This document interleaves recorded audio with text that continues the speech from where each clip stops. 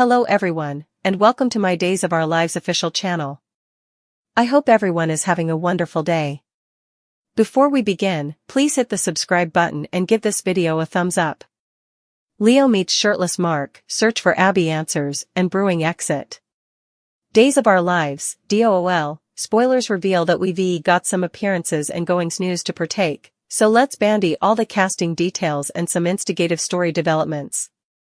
First, we should mention that James Reid will make further appearances as Clyde Weston during the week of June 10th to 14th, so look for him to face Rafe Hernandez's, Galen Gehring, interrogation and Chad DeMarais, Billy Flynn, follow-up questions as well. Chad will be on a charge to find out whether Abigail DeMarais, last played by Marcy Miller, is actually alive, so he'll drive Clyde for the entire verity. Days observers will also see Chad and Julie Williams, Susan Seaforth Hayes, bandy the Abigail situation, which will set the stage for Thomas DeMarais, Carrie Christopher, to pop up and maybe express curiosity. There could be a close call if Thomas hears Abigail's name and wants to know why Chad's talking about his mama. Jonah Robinson will also appear as Mark on June 12th, so Days spoilers say he'll give Leo Stark, Greg Rickard, and Goddess in City Forecourt. Mark will be shirtless when he crosses paths with Leo during a drill, so it'll be intriguing to see what their hassle is like. Still, Leo's focus in the week ahead will be on a remedy session with Marlena Evans, Deidre Hall. Since Leo has dealt with a lot of obstacles and rejections throughout his life, he'll drive Marlena to help him stop feeling so lonely and unlovable. John Capello's exit as Constantine Meliunis also seems to be fleetly approaching, so don't miss all the Tofik Constantine will produce at the Kiriakis Manse before he goes. Other Days spoilers say Casey Moss will duplication his part as JJ Devereaux down the road. JJ will head back to Salem latterly this time, so stick with us for updates on any other word related to his return stint. That's it for appearances and goings news. Days of Our Lives spoilers say plenitude of marvels and shakeups are brewing, so we'll bring you more prognostications on what's in store for all your favorite sale nights. CDL's where you want. Leo paced nervously, his studies consumed by the mysterious exposure of Abby. He'd been lifelessly probing, trying to erect together the mystification that sounded to grow more complex with every indication. His mind contended as he recalled the last given relations with Abby, the undetermined pressures, and the cryptic dispatches she had left before. Amidst the fermentation of his studies, Leo decided to take a break and visit his favorite original coffee shop, hoping a moment of respite would offer some clarity. As Leo entered the coffee shop, the aroma of lately brewed coffee saluted him, shortly easing the pressure in his shoulders. He approached the counter to place his order when his attention was diverted by a commotion near the entrance. Turning to see what was passing, Leo's eyes widened as he saw Mark, his old friend and confidant, entering the shop, shirtless and looking as if he'd just surfaced from a violent drill. The sight of Mark in such a casual, unguarded state was surprising, and Leo could not help but feel a blend of curiosity and recreation. "Mark!" Leo called out, signaling him over. Mark's face lit up with a grin as he approached Leo. "Leo!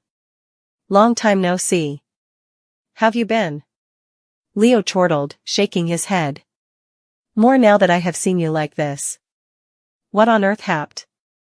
Mark laughed, running a hand through his damp hair. "I was at the spa coming door and realized I forgot my change of clothes. Thought I'd snare a coffee to cool down." Leo jounced, still smiling. "Well, you surely caught my attention. Come, sit with me. There is a lot we need to catch up on." The two musketeers set up a cozy corner and settled down, their discussion flowing fluently as they disregarded about old times. Still, the unconcerned mood soon shifted when Leo participated the news about Abby's exposure. Mark's expression grew serious as he heeded hardly, his concern mirroring Leo's own worries. "This is serious, Leo. Have you got any leads?" Mark asked, his voice low and critical. Leo soughed, running a hand through his hair. "A many, but nothing concrete. Abby left some cryptic dispatches, and I have been trying to crack them. It's like she's leading me on a wild goose chase." Mark leaned in, his eyes narrowing. You know I will help you in any way I can. Abby means a lot to both of us. Leo jounced, thankful for Mark's support. I was hoping you'd say that. We need all the help we can get. Their discussion was intruded by a textbook communication on Leo's phone. It was from an anonymous number, and the communication contained only an address and a single word, come. Leo's heart contended as he showed the communication to Mark. What do you suppose? Leo asked, his voice pigmented with both excitement and apprehension. Mark studied the communication for a moment before responding. It could be a trap, but it's also the only lead we have got right now. We've to check it out. Determined to uncover the verity, Leo and Mark snappily finished their coffees and left the shop. As they made their way to the address, Leo's mind was filled with questions. Who had transferred the communication? Was it from Abby, or someone differently involved in her exposure? And what would they find when they arrived? The address led them to an old, abandoned storehouse on the outskirts of city. The structure was dilapidated, its windows boarded up and its surface covered in graffiti. The place transitted in creepy, auguring atmosphere, but Leo and Mark pressed on, driven by their determination to find Abby. As they approached the entrance, they noticed the door was slightly ajar. Leo changed a cautious regard with Mark before pushing the door open. Outside, the storehouse was dimly lit, with only many shafts of sun piercing through the gaps in the boarded-up windows. The air was thick with dust, and the sound of their steps echoed ominously in the vast, empty space. Stay alert, Mark rumored, his voice slightly audible in the silence. They moved cautiously through the storehouse, their senses on high alert. Suddenly, a faint sound caught their attention, a soft, metrical tapping, like someone tapping their fritters on a table.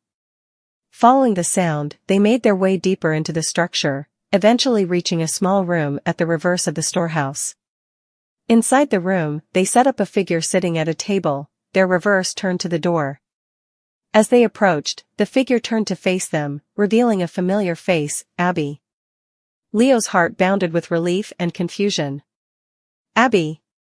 We have been looking far and wide for you. Leo blat, rushing forward.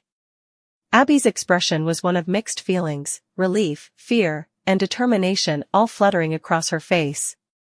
Leo, Mark, you set up me. I knew you would. Leo reached out to touch her arm, demanding to confirm that she was really there. What happened, Abby? Why did you vanish? Abby took a deep breath, her eyes filled with an admixture of resoluteness and fear. I had to, Leo. I set about commodity that put me in peril, commodity that goes way beyond what we ever imagined.